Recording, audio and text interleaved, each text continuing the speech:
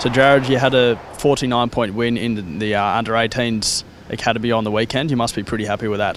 Look, it's a good start to our academy series. You always want to make sure that, well, there's that unknown. You're not sure how the boys are going to perform round one, but from my perspective, they turned up, they had a go, and they played some really good football. You were very clean in front of goal, I think, kicking 16-6. For players of such a young age, you must be pretty happy that they've got that sort of basic skill down pat. Yeah, look, we do work on making sure we get good shots on goal. It was pretty windy out there at Blacktown on Saturday. It was, certainly favouring one end, but going across the ground, so it wasn't directly to goals. So they had to work hard to get their goals, and to their credit, they made sure that they were getting good shots on goals in front.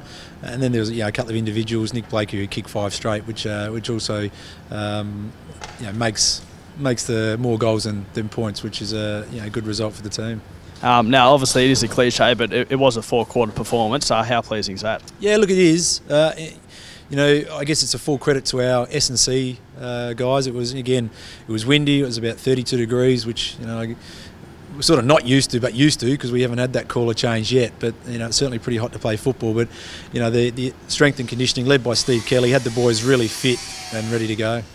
And who impressed? Yeah, look, Nick Blakey played very well. Kyle McKellar, another of our under-18 boys, played well in the midfield and across half-back.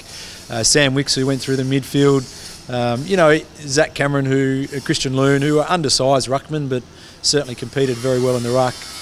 It was one of those games where you could easily write in doing your best players all played well. Cooper Kilpatrick was also named in the best. What did you make of his performance? Yeah, look, Cooper played as a small forward.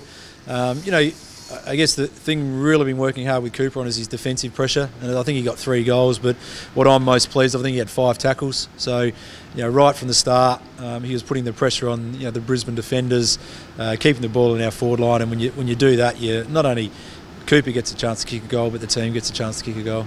Now, all of these players will be pushing for the draft come November. How crucial is it that these players really show their might, I guess, and stake their claims in this academy series? Look, I think what's important is that they don't worry about the draft right now. Again, it is about what's your role in the team. We know that we play to our structures, play good football, then everyone gets a chance to show their wares.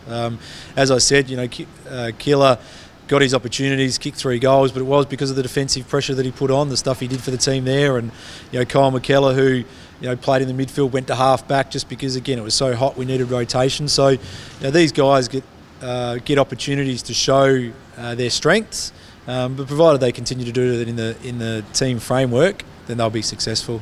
And attention now turns to the Giants clash on Saturday. What can we expect from GWS? Look, we know that they've got an enormous amount of talent in their side.